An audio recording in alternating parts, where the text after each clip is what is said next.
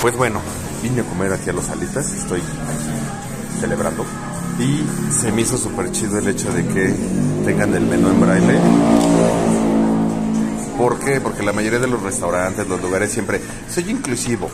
Y ya se sabe, la neta no puedo decir nada porque la gente me va a decir, tú no sabes, tú no entiendes, yo soy un tanque de guerra y no me entiendes, y tonterías así.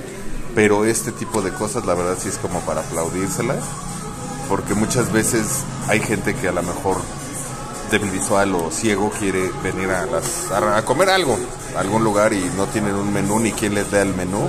Pero mira, con esta opción, la neta, qué chido.